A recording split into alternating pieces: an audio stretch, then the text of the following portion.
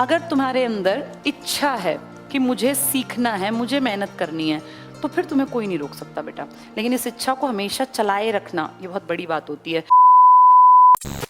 अब आपका एक काम रहेगा जो सिर्फ और सिर्फ आप ही कर सकते हो, मेहनत।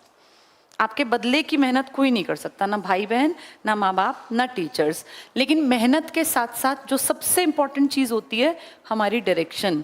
मेहनत तो एक गधा भी करता ही है पूरे दिन, है ना। मजदूर भी मेहनत करता है आप लोगों से बहुत ज्यादा, लेकिन उसने अपनी मेहनत की दिशा बचपन से ठीक नहीं दी, इसलिए वो जिस मेहनत को आज कर रहा है उसकी वैल्यू कम है बेटा। एक बड़ा आदमी 8 घंटे की नौकरी में लाखों रुपए कमा लेता है, लेकिन एक मजदूर 8-10 घंटे में बेचारा कुछ भी नहीं कमा पाता। इतना ही कमाता है कि घर परिवार चलता है, 10 दिन बीमार रह जाए तो भूखे मरना पड़ जाता है। इसका मतलब मेहनत के साथ साथ क्या भी ठीक होनी चाहिए, हाँ, दिशा। अब दिशा कौन दिखा सकता है? जो आपके टीचर्स हैं। ये काम होता है टीचर्स का।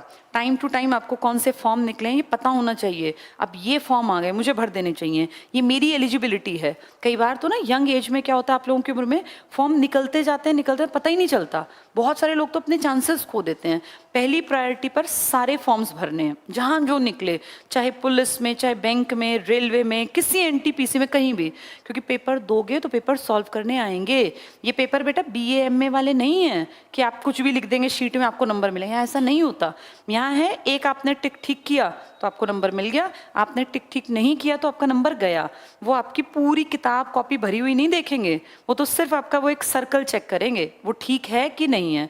तो यहाँ की पेपर की पढ़ाई ऐसी पेपर की पढ़ाई से बिल्कुल अलग है जो आप अब तक पढ़ के आए हैं। तो टीचर्स तुम्हें डायरेक्शन देंगे, मेहनत तुम्हें खुद करनी है, इसमें कोई तुम्हारी मदद नहीं करेगा, खुद से करना पड़ेगा। अगर ये दोनों चीजें ठीक हों तो 100% सफलता मिल जाती है। समय कम और ज्यादा लग सकता है क्योंकि हर बच्चा बराबर नहीं होता बेटा।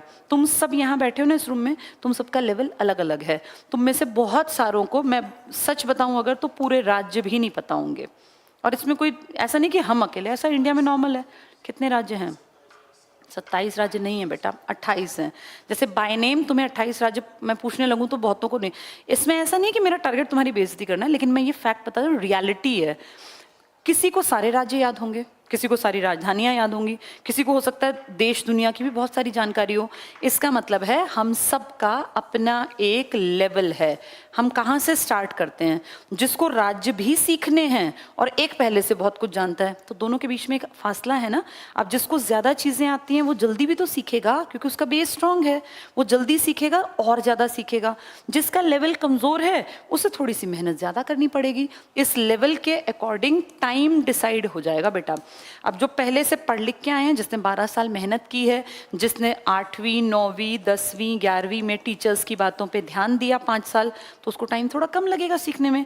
अब जिसने इस टाइम पे बिल्कुल ही तफरी मारी हो, कभी ध्यान ही ना दिया हो, कभी पढ़ाई पे बैठा ही ना हो, बस 33% का टारगेट रखा हो, तो उसको मेहनत ज्यादा करनी पड़ेगी, उसको समय भी ज्यादा लगेगा। पर इतना मैं श्योरिटी से कह सकती हूँ, सफलता किसी को भी मिल सकती है। बस ये 2 चीजें उसको करनी है, एक मेहनत और एक सही दिशा पकड़ लेना। ठीक है। टाइम ज्यादा कम तुम्हारे बैकग्राउंड के ऊपर भी डिपेंड करता है।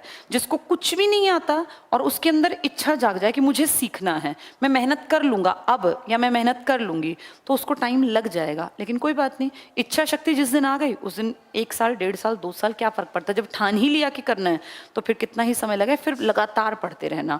जिसका लेवल अच्छा है वो मेहनत पहले से करता आ रहा है, तभी लेवल अच्छा बना होगा। उसको मेहनत की आदत है, उसको दिशा ठीक मिली, वो जल्दी सफल हो जाएगा। बहुत लोग 8-10 महीने में भी रिजल्ट ले आते हैं, बहुत लोगों को 1.5-2 साल भी लग जाते हैं। तो बहुत सारी चीजें होती हैं बेटा, सब बराबरी पर नहीं होते।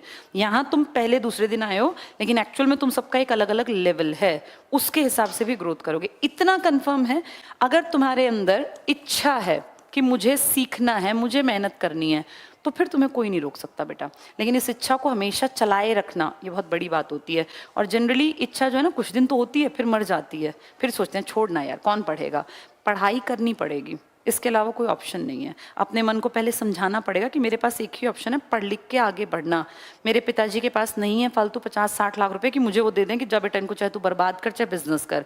एक नॉर्मल परिवार में पेरेंट्स सिर्फ पढ़ा सकते हैं, वो तुम्हारे बिजनेस के लिए पैसा नहीं लगा सकते। तो पहले अपने पैरों पे खड़े हो जाओ, पैसे कमाओ, अपनी मेहनत की कमाई को बेशक उड़ा देना, फेंक देना, नाली में फेंक देना, कुएं में फेंक आना, आग लगा देना, पेरेंट्स के पैसों को बर्बाद मत करना। उन्होंने जितना करना था ना उतना तुम लोगों का कर दिया। अब वो 1-2 साल और खींच सकते हैं, इससे ज़्यादा नहीं खींचेंगे बेटा, क्योंकि इंडिया का मिडिल क्लास परिवार मैं जानती हूँ कि कितना हद तक बच्चों पे लगा सकते हैं। वो बेचारे जी जान लगा के तुम लोगों को यहाँ तक ले आए। अब आगे का सफ़र अपने आप तय करना है, और सफ़र में सबसे पहली चीज़ है इच्छा। विल पावर तो हो कि मुझे आगे बढ़ना है, फिर मेहनत करनी है, और मेहनत की दिशा सही पकड़ के फाइनली हमारा टारगेट अचीव हो सकता है। ठीक है।